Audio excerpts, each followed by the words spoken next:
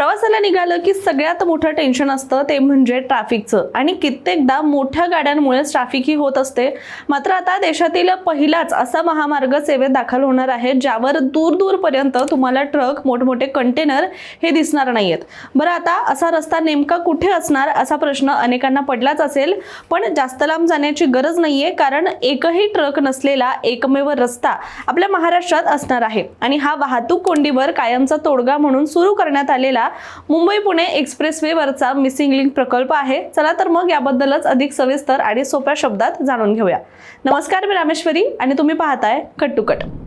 मुंबई आणि पुणे दरम्यानचा प्रवास आता हळूहळू प्रवास कमी आणि परीक्षा जास्त वाटू लागलाय। याचं कारण एकच, ते म्हणजे सततची वाहतूक कोंडी।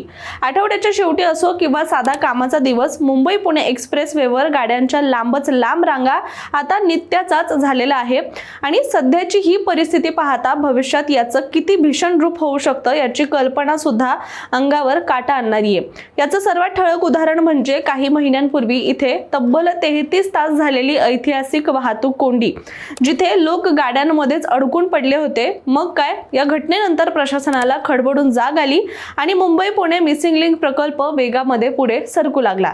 त्यामुळे अनेक वर्षांपासून चर्चेत असलेला हा प्रकल्प आता अंतिम टप्प्यामध्ये पोहोचला असून मे महिन्याच्या सुरुवातीलाच तो वाहतुकीसाठी खुला होणार अशा चर्चा सुद्धा आता जोर धरू लागल्यात। त्यामुळे प्रवाशांना मोठा दिलासा मिळणार आहे, त्याचबरोबर वेळ वाचणार आहे आणि प्रवास अधिक सुरळीत होणार असून अशी अपेक्षा सुद्धा सध्या याकडून केली जाते। पण यातही एक मोठा ट्विस्ट समोर आलाय। तो असा आहे की या मिसिंग लिंकच्या पहिल्या टप्प्यामध्ये सर्व वाहनांना मुभा दिली जाणार नाहीये। म्हणजेच मिळालेल्या माहितीनुसार सुरुवातीला फक्त बस आणि 4 चाकी वाहनांनाच या मार्गावर प्रवेश दिला जाणार आहे। याबाबत महाराष्ट्र पोलीस लवकरच अधिकृत परिपत्रक काढणार असल्याचं सुद्धा सांगितलं जात आहे। म्हणजेच या नव्या मार्गावरून वेगाने अडथळा विना प्रवास करण्याची संधी ही फक्त कार चालकांना सध्या मिळणार आहे। आणि खरं सांगायचं तर या निर्णयामागे ठोस कारण सुद्धा आहे, कारण एक्सप्रेसवेवरील मोठ्या प्रमाणातील वाहतूक कोंडीसाठी अनेकदा जड वाहनं, विशेषतः ट्रक आणि कंटेनर हे जबाबदार ठरतात।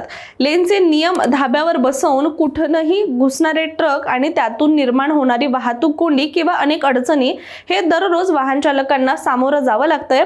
अशा वेळी कार चालकांना ओव्हरटेक करताना जीव मुठीत धरून प्रवास करावा लागतोय आणि संपूर्ण ट्रॅफिकचा वेगच मंदावतो। मात्र आता मिसिंग लिंकवर जड वाहनांना प्रवेश नसेल तर चित्र त्यामुळे पूर्णपणे बदलणार आहे। ट्रकचा अडथळा नसेल, अनावश्यक ओव्हरटेकिंगचा धोका नसेल आणि सर्वात महत्त्वाचं म्हणजे गाड्यांचा वेग हा कमी होणार नाहीये आणि जो आहे तसाच राहणार आहे। त्यामुळे वाहतूक ही सरळ आणि सुरळीतपणे सुरू राहील। जरी हा दिलासा सध्या संपूर्ण मुंबई पुणे एक्सप्रेसवेवर नसला तरी सुद्धा नव्या मिसिंग लिंकवर कार चालकांना एक मोकळा, सुसाट आणि त्रासमुक्त प्रवास करायला मिळणार आहे आणि हा आगळा वेगळा अनुभव सुद्धा आता लवकरच घेता येणार आहे। बरं, मिसिंग लिंकवर वाहतुकीचा मुद्दा लक्षात घेता ट्रकला बंदी आहेच, पण यासोबतच यामागचं मुख्य आणि महत्त्वाचं कारण म्हणजे मिसिंग लिंकमध्ये 2 बोगदे असून आशियातील सर्वात मोठ्या लांबीचा बोगदा जो जवळपास 8.92 किलोमीटरचा आहे।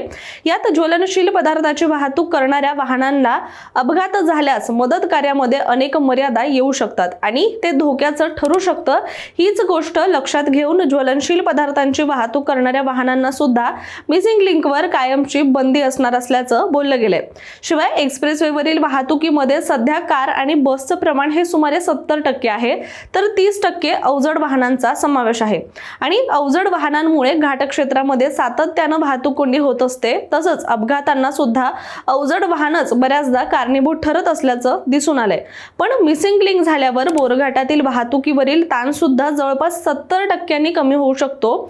हलकी वाहनं व कारमधून जाणाऱ्यांना यामुळे कोंडी मुक्त प्रवासाचा अनुभव घेता येणार आहे।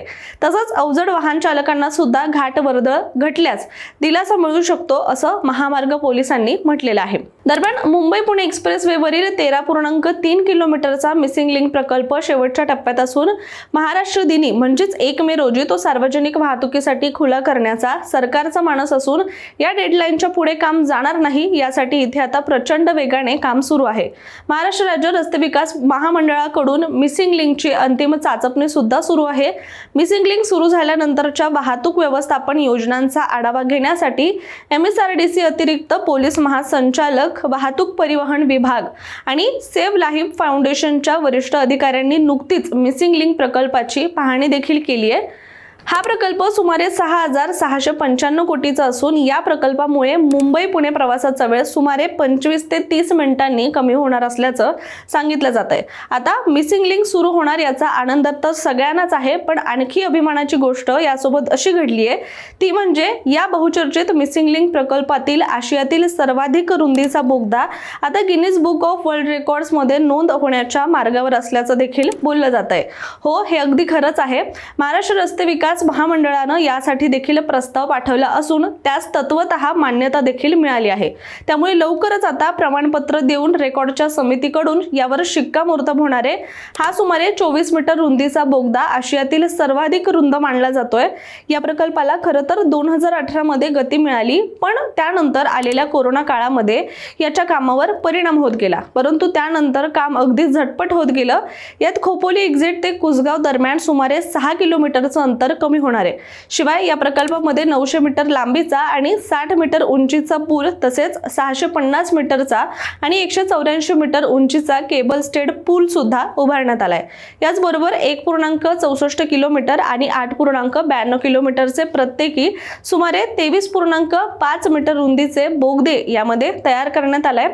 पण हा प्रकल्प साकारणं काही सोपं नव्हतं। खंडाळा घाटातील घनदाट जंगल व मुसळधार पावसात काम करणं, तेही इतक्या उंचीवर, ऊन वारा पाऊस हे सगळं सहन करत हे करत सोपं नव्हतं। बरं, याबद्दलचा सविस्तर व्हिडिओ सुद्धा याआधी आपल्या चॅनलवर आपण केलेला आहे, त्यामुळे ते व्हिडिओ सुद्धा तुम्ही नक्की बघा। मात्र आता सगळ्यांनाच या प्रकल्पाच्या सुरू होण्याची म्हणजेच 1 मेची आतुरता लागलेली आहे, जेव्हा कार आणि बस चालक यावरून सुसाट प्रवास करतील। तुम्हाला या प्रकल्पाबाबत घेतलेल्या या महत्त्वपूर्ण निर्णयाबद्दल काय वाटतं कमेंट करून नक्की सांगा आणि अशाच माहितीपूर्ण व्हिडिओसाठी सुद्धा कट टू कटच्या YouTube चॅनलला सबस्क्राइब करायला विसरू नका।